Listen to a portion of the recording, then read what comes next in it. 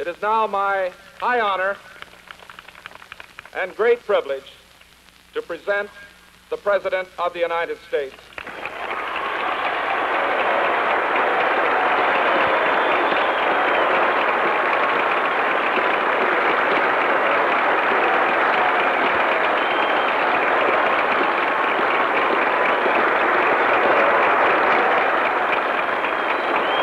Thank you, ladies and gentlemen.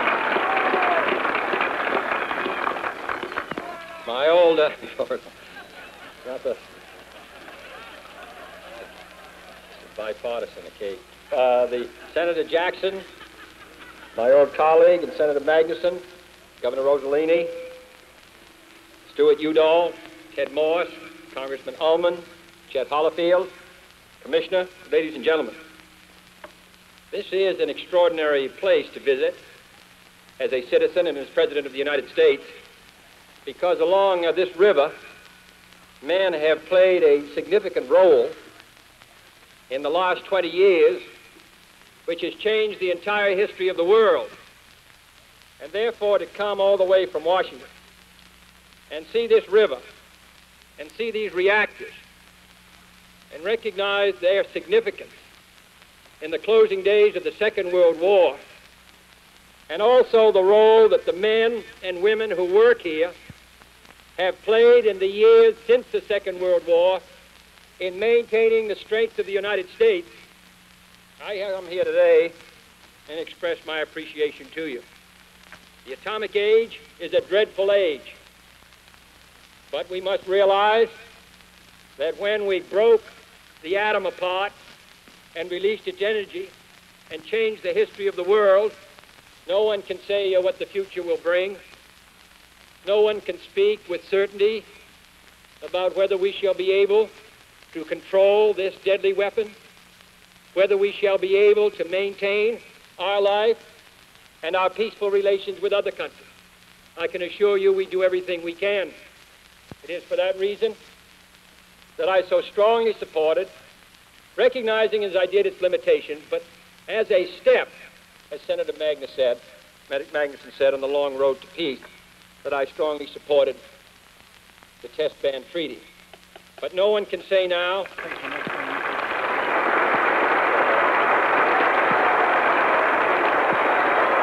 no one can say what will come of all that effort, or indeed of the whole atomic age.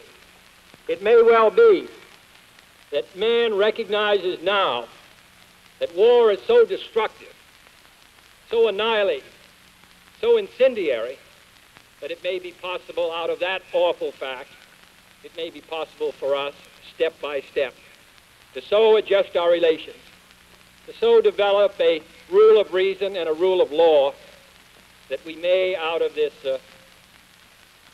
scientific change, it may be possible for us to find a more peaceful world. That is our intention. But I want you to know that the effort that you have made and invested, the talents which have been at work here, I think on several occasions, have contributed to the security of the United States and in a very large sense to the peace of the world. I'm also glad he'd come here today because we begin work on the largest nuclear power reactor for peaceful purposes in the world. And I take the greatest satisfaction in the United States being second to none. And I think this is a good area where we should be first. And we are first.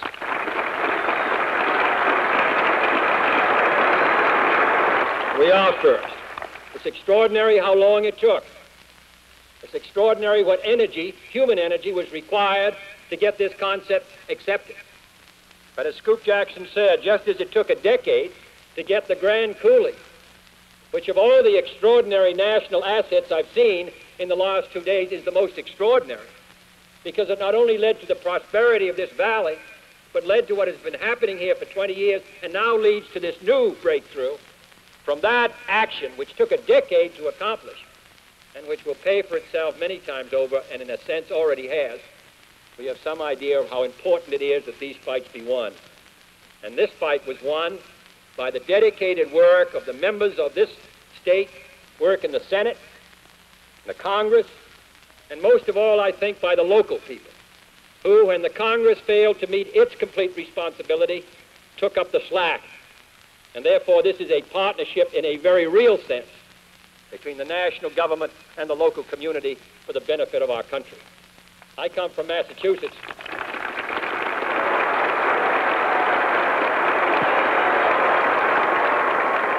I come from the other side of the country, but it's a very small country, and I take the greatest pride in what we're all doing here. I wonder how many people who are sitting here today were born in the state of Washington. Would you hold up your hands? Excluding the children. And now everybody who wasn't born in this state? Well, you see that that's an important point. When we develop these resources in the Northwest United States, it's just as well that the country realizes that we're not talking about one state or two states or three states. We're talking about the United States. Our people move freely from east to west and even once in a while from west to east. But in any case, the country becomes stronger. There's an old saying that a rising tide lifts all the boats.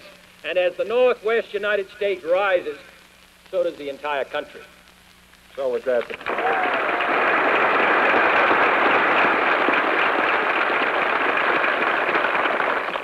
So Governor Rossellini, Owen Hurd, Glenn Lee, Don Pudnetti, and the others, I want to tell you that you have fulfilled your responsibilities as citizens, and I think that this is going to be an extraordinary development.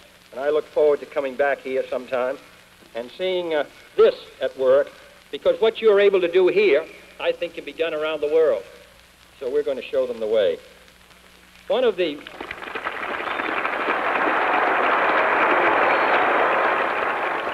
There are 2 points on conservation that have come home to me in the last 2 days.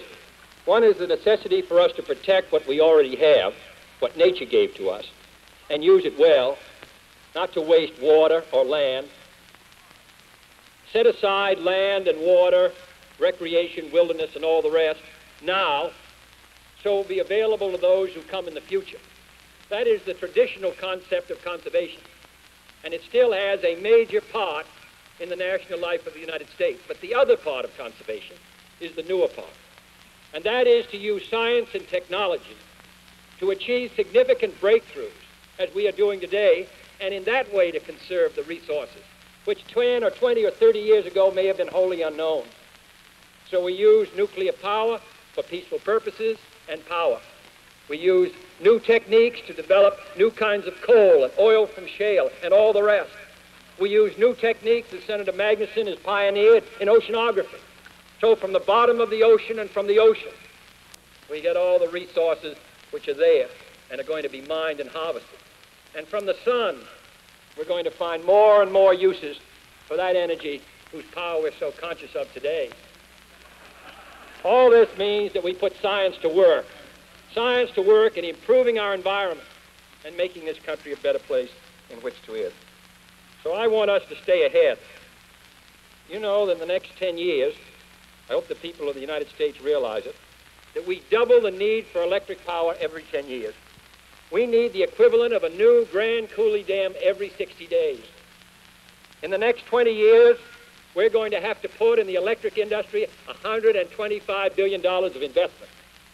And when we do that, this country will be richer, and our children will enjoy a higher standard of living. We don't realize that what we regarded as affluence 30 years ago is now way down below. Air conditioning, television, electricity, and all the rest have changed the life of this country, and we're going to find the same extraordinary changes in the next 20 or 30 years. Now, I think we must do several things. First, we must maintain an aggressive program to use our hydro resources to the fullest. Every drop of water which goes to the ocean without being used for power or used to grow or being made available on the widest possible base is a waste. And I hope that we will do everything we can to make sure that nothing runs to the ocean unused and wasted.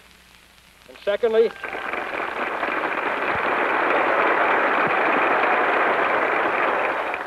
we can meet our electric power goals by developing new means of making our vast resources of coal more competitive in the generation of electricity. Coal is an old fuel, but we're going to find new techniques for using it. which is going to make it one of the most advanced of all human fuels. And third, as is well known here at Hanford, we must hasten the development of low-cost atomic power. I think we should lead the world in this. By 1967, 68, 1970, in the Northeast United States, where power rates are nearly double yours, we're going to find atomic power increasingly competitive. And by the end of this century, this is going to be a tremendous source. Our experts estimate that half of all electric energy generated in the United States will come from nuclear sources. And fourth, we must construct efficient interconnections between electric systems, public and private, both within regions, as you've done so effectively here in the Northwest, and between regions, as has been proposed by means of a Pacific Northwest, Pacific Southwest intertie. Maybe we can give some of it to California.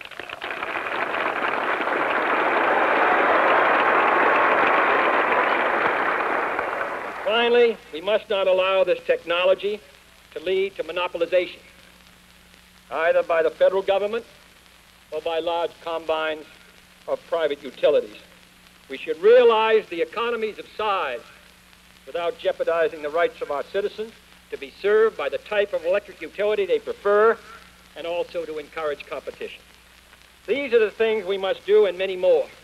This great rich country of ours has a long unfinished agenda, but it's always had that agenda in creative times.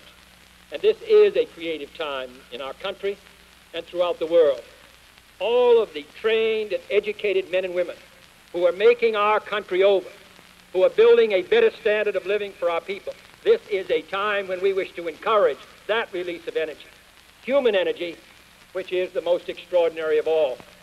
And therefore, I'm proud to come here across the United States as President to express our thanks to you, to express my pride in what is being begun here today, which puts the United States, as I said, once more in the lead in a whole new area which can mean so much to people around the world. And I think it's very appropriate that we come here where so much has been done to build the military strength of the United States, and to find a chance to strike a blow for peace, and to find a chance to strike a blow for a better life for our fellow citizens. This is a great national asset here. I can assure you it will be maintained. And from the work we begin today, I hope the light will spread out, not merely to those who are served by electricity, but to all the world to realize that here in the United States, we're moving ahead and providing security for our people, and also a hope for a better life in this most beautiful country of ours. Thank you.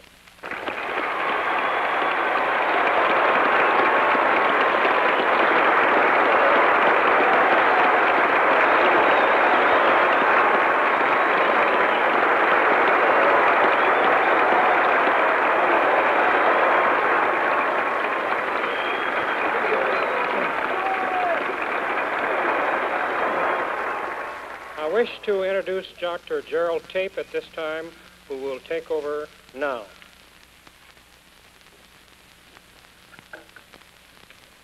Mr. President, I think it is indeed fitting that the breaking of ground for this particular power facility should be initiated through the use of the atom.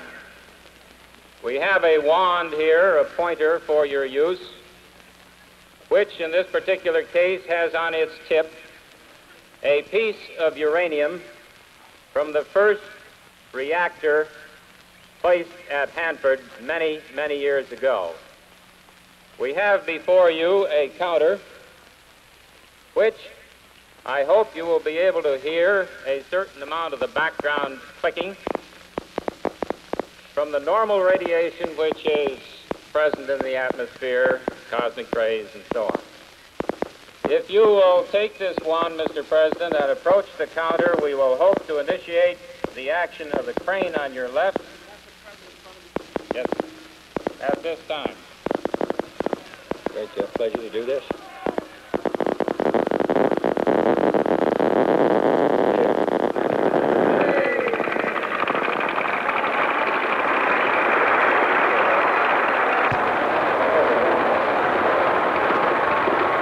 Film that this was wholly on the level, and nobody over there moving that, but I just showed what I can do.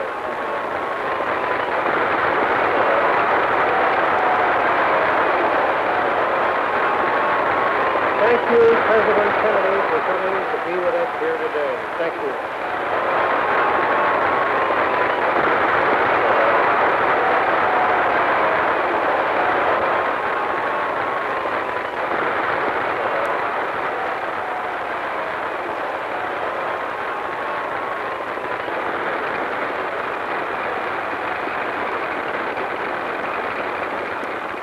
These people, this day, crown the efforts of many people over many years.